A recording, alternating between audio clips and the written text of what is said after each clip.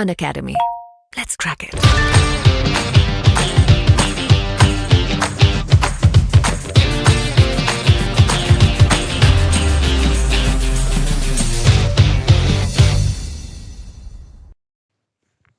Good morning दोस्तों, स्वागत है आप सबका आपके अपने परिवार स्टडी कर पर। हम लाए हैं आपके लिए 15 नवंबर की डेट से मोस्ट इम्पॉर्टेंट कुछ क्वेश्चंस, जिनके सॉल्यूशन भी आपको हम साथ में देंगे और साथ ही साथ आपको उनसे रिलेटेड सारी डिटेल्स भी बताएंगे। तो चलिए शुरू करते हैं हम आज की सीरीज़। और अगर आपको ये वीडियो पसंद आए तो वीडियो को लाइक करें, चैनल को सब्सक्राइब करें और बेल आइकॉन ज़रूर प्रेस कर लें, जिससे हमारी लेटेस्ट नोटिफिकेशन आपको तुरंत मिलती जाए। तो चलिए आपका ज़्यादा समय ना लेते हुए हम अपनी क्लास को आज यहीं शुरू करते हैं। और आपका पहला क्वेश्चन है आज का, नासा के मुताबिक आज कौन सा क्षुद्र ग्रह पृथ्वी के पास से गुजरेगा। प्रश्न को दोबारा पढ़ेंगे। नासा के मुताबिक आज कौन सा क्षुद्र ग्रह पृथ्वी के पास से गुजरेगा। आपके ऑप्शंस हैं एस्ट्रॉइड 2020 ST1, एस्ट्रॉइड 2020 TB9, या आपका ऑप्शन सी होगा बोथ ए एंड बी, और ऑप्शन डी होगा नन ऑफ दीज। तो दोस्तों देखते हैं कि कौन सा क्षुद्र ग्रह पृथ्वी के पास से गुजरेगा। नासा के मुताबिक ये दोनों ही उपग्रह पृथ्वी के पास से गुजरेंगे। जो क्षुद्र ग्रह कौन कौन से, एस्ट्रॉइड 2020 ST1 और एस्ट्रॉइड 2020 TB9। तो सबसे पहले हम नासा के हिसाब से देख लेते हैं कि क्या है। नासा के मुताबिक शनिवार को ताजमहल के दुगने आकार का एस्ट्रॉइड 2020 ST1 पृथ्वी के पास से गुजरेगा। इसका आकार 175 मीटर होगा और रफ्तार 28,646 किलोमीटर प्रति घंटा होगी। और एस्टेरॉइड 2020 TB9 का आकार 30 मीटर है। यह भी आज ही पृथ्वी के पास से गुजरेगा। चलिए दोस्तों, तो हम साथ ही देख लेते हैं कि नासा है क्या। तो यह एक यूएसए की शाखा है। यूएसए मतलब यूनाइटेड स्टेट अमेरिका। तो यूएसए की नासा एक शाखा है और इसकी स्थापना 29 जुलाई 1958 को हुई थी, जिसका हेडक्वार्टर वाशिंगटन डीसी में है। और इसके प्रबंधक चार्ल्स बोल्डेन और डिप्टी प्रबंधक लोरी गार्वर हैं। तो दोस्तों आप देख सकते हैं कि एक ही प्रश्न से लगभग हम आपकी 7 से 8 चीज़ें क्लियर कर देते हैं। इस तरह से अगर हम 10-11 क्वेश्चन सॉल्व करेंगे तो आपके लगभग 60 से 70 बातें क्लियर हो जाएंगी। चलिए तो दोस्तों चलते हैं हम अपने क्वेश्चन पर, अगले क्वेश्चन पर। और हमारा अगला क्वेश्चन ये रहा, हाल ही में 14 नवंबर को विश्व भर में कौन सा दिवस मनाया गया। आपके ऑप्शंस हैं, ऑप्शन ए विश्व एड्स दिवस, ऑप्शन बी विश्व टीबी दिवस, ऑप्शन सी विश्व मधुमेह दिवस, ऑप्शन डी विश्व विज्ञान दिवस। तो हाल ही में 14 नवंबर को विश्व भर में विश्व मधुमेह दिवस मनाया गया है। और इसके जो थीम थी वो थी द नर्स एंड डायबिटीज़। तो विश्व मधुमेह दिवस 2020 का विषय क्या था, the nurse and the diabetes. और मधुमेह दिवस मनाने की घोषणा महासभा ने 2007 में पहली बार 14 नवंबर को विश्व मधुमेह दिवस मनाने की प्रस्ताव रखा था।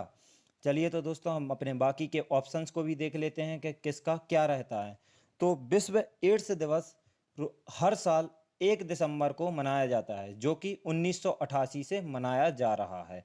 दूसरा ऑप्शन है विश्व टीबी दिवस, और विश्व टीबी दिवस हर वर्ष 24 मार्च को मनाया जाता है, जो कि 1982 से मनाया जा रहा है। तीसरा ऑप्शन है आपका बचा हुआ जो विश्व विज्ञान दिवस। तो विश्व विज्ञान दिवस हर वर्ष 10 नवंबर को मनाया जाता है, जो कि 1999 से मनाया जा रहा है। और भारत का राष्ट्रीय विज्ञान दिवस 28 फरवरी को मनाया जाता है।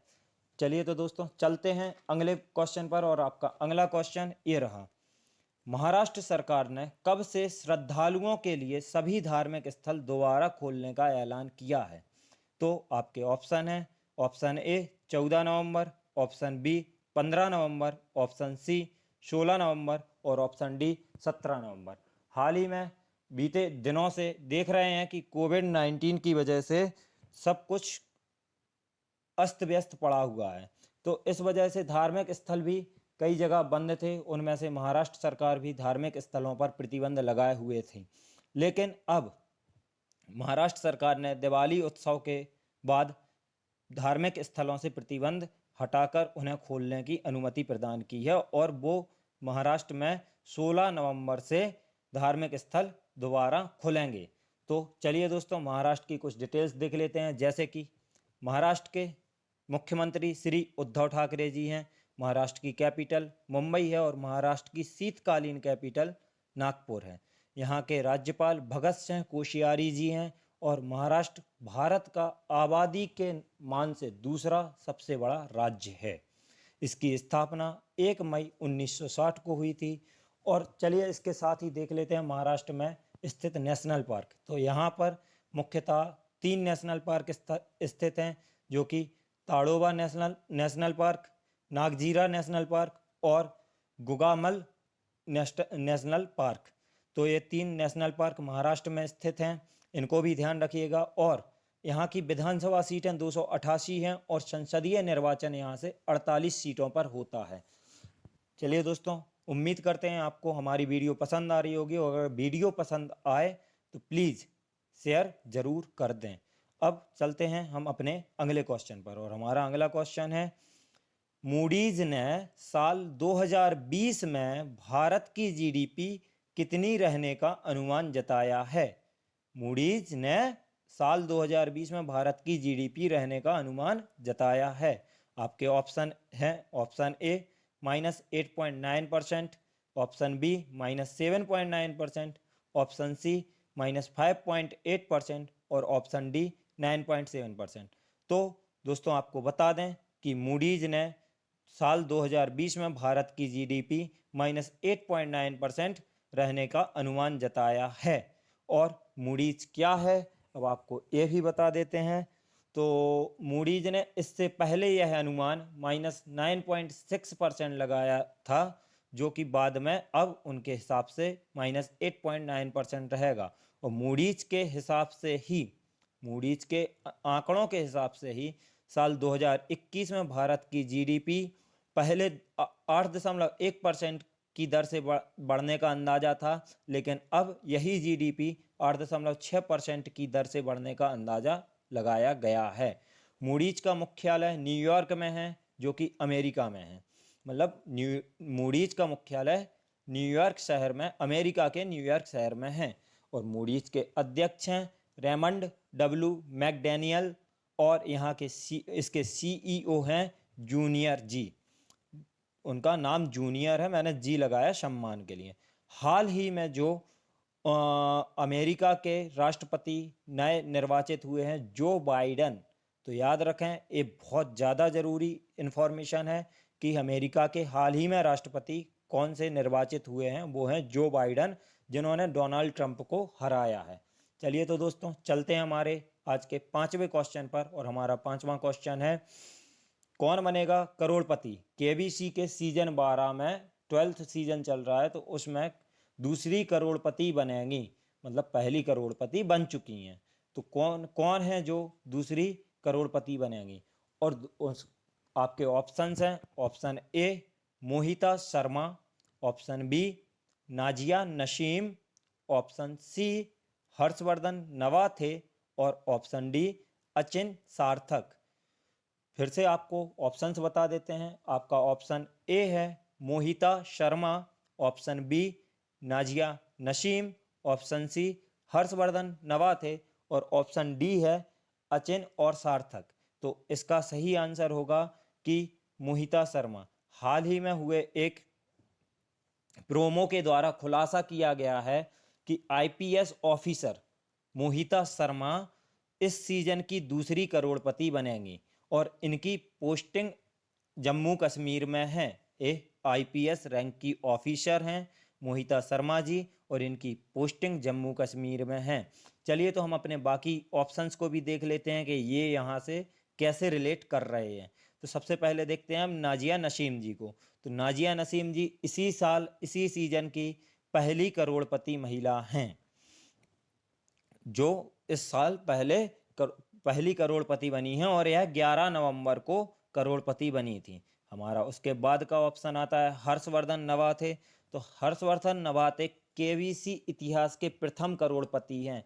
ये पहले ही सीजन में साल 2000 में करोड़पति बने थे हर्षवर्धन नवा थे। तो केबीसी इतिहास के प्रथम करोड़पति बनने वाले जो बने थे वो थे हर्षवर्धन नवा थे। और आपका आखिरी ऑप्शन बचता है अचिन और सार्थक। आज तक की केबीसी इतिहास में सबसे पहले जो पूरे 7 करोड़ रुपए जीतने वाले लोग थे वो थे अचिन और सार्थक। अचिन और सार्थक बरूला दो भाई हैं जिन्होंने पिछली साल 7 करोड़ रुपए जीते थे, और वो पहली बार ऐसा हुआ था जिसमें किसी ने 7 करोड़ रुपए जीते थे। चलिए तो दोस्तों चलते हैं अगले क्वेश्चन पर, और आपका अगला क्वेश्चन ये रहा। हाल ही में यूपीपीएससी परीक्षा में किसने टॉप किया? ध्यान से पढ़ें, ये यूपीएससी नहीं यूपीपीएससी पूछा है कि किसने टॉप किया। और आपके ऑप्शंस हैं संध्या कनौजिया, आशुतोष सिंह, प्रदीप सिंह और प्रतिभा वर्मा। फिर से आपको ऑप्शंस बता देते हैं। आपका ऑप्शन ए है संध्या कनौजिया, ऑप्शन बी है आशुतोष सिंह, ऑप्शन सी है प्रदीप सिंह और ऑप्शन डी है प्रतिभा वर्मा। तो आप लोगों को बता दें कि यूपीपीएससी परीक्षा में श्री आशुतोष सिंह जी ने अभी टॉप किया हुआ है, जो फर्स्ट रैंक लेकर आए हैं। और आशुतोष सिंह जी सीतापुर के रहने वाले हैं। चलिए तो हम अपने बाकी के ऑप्शंस को भी देखते हैं कि ये यहाँ कहाँ से रिलेट होते हैं। और आपका सबसे पहला ऑप्शन होगा संध्या कनौजिया। तो संध्या कनौजिया ने इसी वर्ष महिला वर्ग में टॉप किया है, मतलब संध्या कनौजिया महिला वर्ग की टॉपर हैं। आपका फिर दूसरा ऑप्शन जो बचता है कि कहाँ रिलेट कर रहा है वो है प्रदीप सिंह। तो प्रदीप सिंह हैं आईएएस 2019 के टॉपर। प्रदीप सिंह हैं जो यूपीएससी आईएएस 2019 के टॉपर हैं। और आपके आखिरी ऑप्शन है प्रतिभा वर्मा। तो प्रतिभा वर्मा ने यूपीएससी आईएएस 2019 में महिला वर्ग से टॉप किया था। चलिए दोस्तों, तो आपको यूपीपीएससी के चलते उत्तर प्रदेश की कुछ और जानकारी बता देते हैं। हाल ही में उत्तर प्रदेश सुर्खियों में रहा है क्योंकि उत्तर प्रदेश के मथुरा में देश का पहला हाथी हॉस्पिटल खोला गया है। उत्तर प्रदेश के मुख्यमंत्री श्री योगी आदित्यनाथ जी हैं। यहाँ की कैपिटल लखनऊ है। और उत्तर प्रदेश के से रिलेटेड एक और महत्वपूर्ण तथ्य कि जनसंख्या की दृष्टि से भारत का सबसे बड़ा राज्य उत्तर प्रदेश है। उत्तर प्रदेश में 2 नाम और बहुत अभी हाइलाइट्स रहे हैं, जैसे कि अयोध्या, जिसका पुराना नाम फैजाबाद था और अब नया नाम अयोध्या रखा गया है। तो अयोध्या में आज ही के दिन, दीपावली के दिन 6.5 लाख दिए जलाकर Guinness book of world record में नाम दर्ज करवाया है। और इलाहाबाद का नया नाम प्रयागराज है, जिसका नाम परिवर्तित करके प्रयागराज रखा गया है। तो यह भी सुर्खियों में रहा है।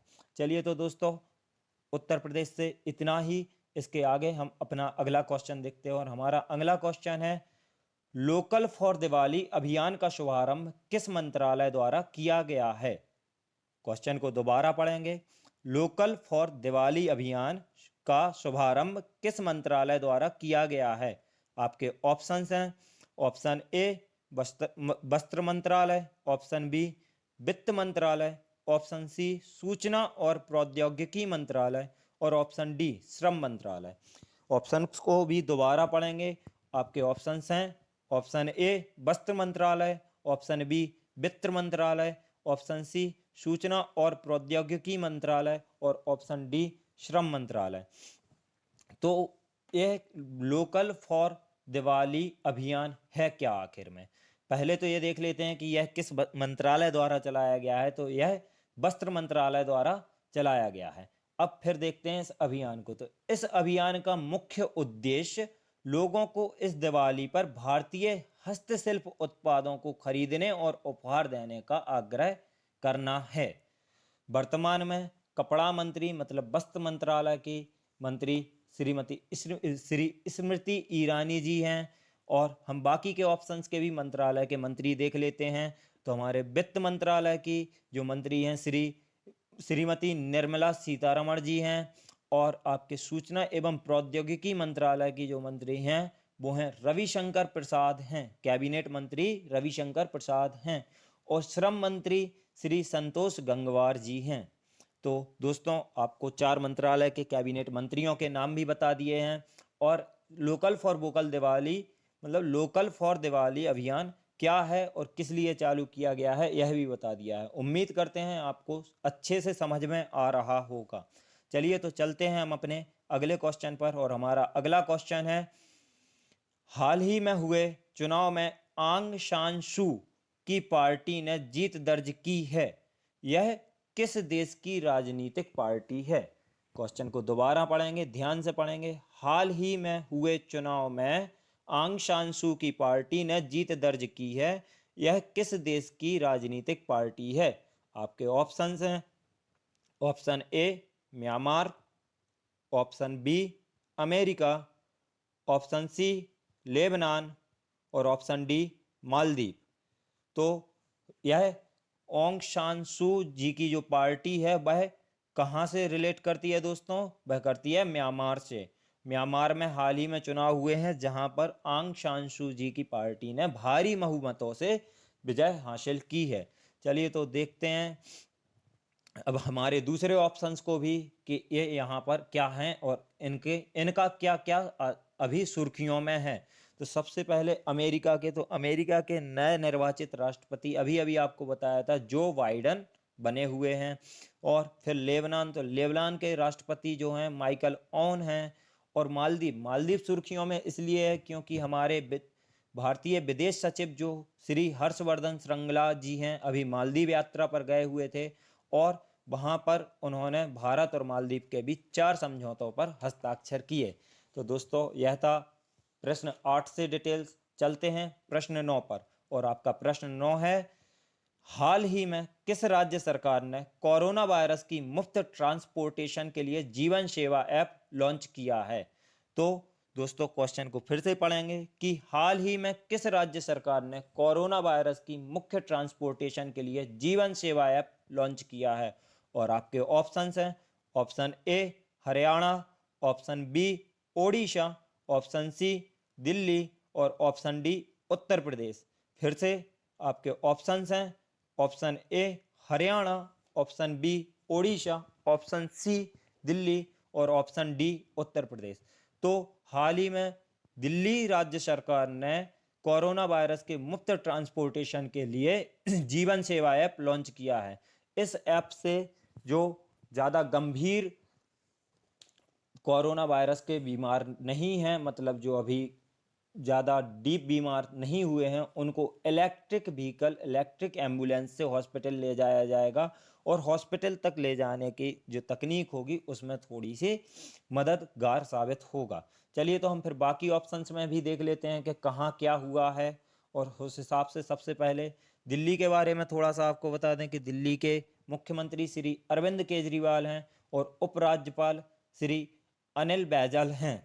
चलिए तो फिर आपको बताते हैं कि हरियाणा में, तो हरियाणा में आपको कल ही बताया था कि एयर केयर अभियान शुरू हुआ है। जो बढ़ते हुए वायु प्रदूषण को देखते हुए हरियाणा के मुख्यमंत्री श्री खट्टर जी ने एयर केयर अभियान चालू किया है। और एयर केयर अभियान के तहत 65 वायु स्टेशन लगाए गए हैं। चलिए तो देखते हैं अब अपना अगला ऑप्शन, और अगला ऑप्शन है उड़ीसा। तो उड़ीसा में सेचा सहायता ऐप लॉन्च किया गया है जो कि किसानों के लिए पूर्णतः समर्पित है। और जो भी किसान सिंचाई से संबंधित परेशान होंगे उनके लिए ये हेल्पफुल होगा। और उड़ीसा के मुख्यमंत्री श्री नवीन पटनायक जी हैं। चलिए तो हमारे क्वेश्चन 9 से इतनी ही डिटेल थी। अब हम चलते हैं अपने क्वेश्चन नंबर 10 पर, और हमारा क्वेश्चन नंबर 10 है, भारत के किस लेखक को Tata literature life time achievement award 2020 से सम्मानित किया गया है। क्वेश्चन को दोबारा पढ़ेंगे, भारत के किस लेखक को Tata literature life time achievement award 2020 से सम्मानित किया गया है। और आपके ऑप्शंस हैं, option A Ruskin Bond, option B Sonu Sood, option C Anupam Kher और ऑप्शन डी अरुंधति भट्टाचार्य जी। तो चलिए देखते हैं कि भारत के कौन से लेखक हैं जिन्हें Tata literature life time achievement award 2020 से सम्मानित किया गया है। और वो लेखक हैं श्री रस्किन बॉन्ड जी। तो रस्किन बॉन्ड देखा जाए तो हिंदी इंग्लिश दोनों भाषाओं के बहुत अच्छे लेखक हैं। और इन्होंने लगभग बच्चों, बड़ों और बूढ़ों के लिए 100 कृतियाँ लिखी हुई हैं। इन्हें लाइफ टाइम अचीवमेंट अवार्ड 2020 दिया गया है। चलिए तो हम देखते हैं बाकी और जो नाम दिए हैं किसने कौन सी बुक लिखी है। तो रस्किन बॉन्ड की अभी हाल ही में जो बुक लॉन्च हुई है उसका नाम है how to become a writer. क्या नाम है? How to become a writer. Ruskin Bond के बाद नाम आता है सोनू सूद जी का। तो सोनू सूद का नाम आपको कल भी बताया था कि इन्होंने कोरोना वायरस की बीमारी के दौरान एक बहुत ही बड़ा गरीबों के लिए हीरोइक एक्शन लिया और बहुत ज़्यादा मदद करने के लिए आगे आए। तो इनको एक नाम दिया गया था गरीबों द्वारा मसीहा, और इन्होंने उस नाम को नकारते हुए एक बुक लिखी और उस बुक का नाम ही रखा है आई एम नो मसीहा। तो फिर आपका तीसरा ऑप्शन आता है अनुपम खेर। तो अनुपम खेर ने अभी हाल ही में अनुपम खेर की एक बुक बहुत फेमस रही है, वो है your best day is today. और यहाँ अपना चौथा ऑप्शन है अरुंधति भट्टाचार्य। तो अरुंधति भट्टाचार्य जी हैं जो पहले एसबीआई की चेयरपर्सन थी, अभी नहीं हैं, और इन्होंने एसबीआई के चेयरपर्सन के तौर पर 7 अक्टूबर 2013 को पद ग्रहण किया था। चलिए तो दोस्तों चलते हैं हम आज के आखिरी क्वेश्चन पर। हमारा आखिरी क्वेश्चन है इनमें से किस देश ने हाल ही में विश्व का पहला 6G प्रायोगिक उपग्रह सफलतापूर्वक लॉन्च किया है? तो विश्व का सबसे पहला 6G प्रायोगिक उपग्रह सफलतापूर्वक लॉन्च किसने किया है, कौन से देश ने किया है? तो आपके ऑप्शंस हैं ऑप्शन ए चीन, option B Japan, option C America और ऑप्शन डी रूस। और यह उपग्रह पहला 6G प्रायोगिक उपग्रह चीन ने लॉन्च किया है। तो आपका सही आंसर हो जाएगा चीन। तो चलिए चीन के बारे में थोड़ा सा पहले तो इस उपग्रह के बारे में ही बता देते हैं कि चीन ने हाल ही में 12 अन्य उपग्रहों के साथ एक ही रॉकेट ऑर्बिट में विश्व का पहला 6G प्रायोगिक उपग्रह सफलतापूर्वक लॉन्च किया है। चलिए तो आपको थोड़ी सी जानकारी और दे दी जाए चीन से रिलेटेड। और चीन से रिलेटेड जानकारी ये है कि चीन जनसंख्या में प्रथम तथा क्षेत्रफल में फोर्थ है। चीन विश्व में जनसंख्या में सबसे बड़ा देश और क्षेत्रफल के हिसाब से विश्व का चौथा सबसे बड़ा देश है। यहाँ की राजधानी बीजिंग है और यहाँ के राष्ट्रपति जी सी जिनपिंग हैं और यहाँ के प्रधानमंत्री ली क्वेंग हैं। चलिए तो दोस्तों हमारी वीडियो यहीं ख़त्म होती है और आपको एक महत्वपूर्ण सूचना और दे दें कि अब स्टडी कर अब अनअकैडमी का पार्टनर है। तो आपको अनअकैडमी पर मिलेंगी free live classes, free demo classes और प्लस क्लासेस भी यहाँ पर मिलती हैं। यहाँ पर डाउट क्लियर किए जाते हैं टीचर्स के इमीडिएटली, बहुत अच्छा रिस्पॉन्स देते हैं। और यह सब पाने के लिए आपको कुछ नहीं, सिर्फ प्ले स्टोर से इनका मोबाइल एप्लीकेशन डाउनलोड करना है। वहाँ अपना मोबाइल नंबर, ईमेल आईडी डाल के रजिस्टर करेंगे और आपको फ्री क्लासेस और लाइव क्लासेस और डेमो क्लासेस मिलने लगेंगी। इसके अलावा अनअकैडमी वाले बहुत सारे पेड बैचेस भी चलाते हैं, सेपरेट पेड बैचेस, जैसे कि अभी आप देखेंगे कि अक्टूबर से नवंबर तक लगातार उनके बहुत सारे बैचेस चल रहे हैं। MPSI, व्यापम, UPPSC, MPPSC और ऑल ओवर इंडिया के बहुत सारे रेलवे NTPC के भी बैचेस। तो अगर आप ये सब बैचेस में से किसी का भी सब्सक्रिप्शन लेते हैं और आप उस पर डिस्काउंट पाना चाहते हैं तो आप हमारा कोड यूज करें राजा नंबर 1। हमारा कोड है राजा नंबर 1 और अगर आप एक कोड यूज करेंगे तो आपको गारंटी से 10% डिस्काउंट ज़रूर दिया जाएगा और आपकी पढ़ाई अनअकैडमी से बहुत अच्छी होगी। चलिए तो दोस्तों आज हमारी वीडियो यहीं समाप्त होती है। धन्यवाद आप सबका वीडियो देखने के लिए। और अगर आपको वीडियो पसंद आई हो तो सहयोग ज़रूर करें, आपका सहयोग ही हमारी ताकत है। जय हिंद, जय भारत।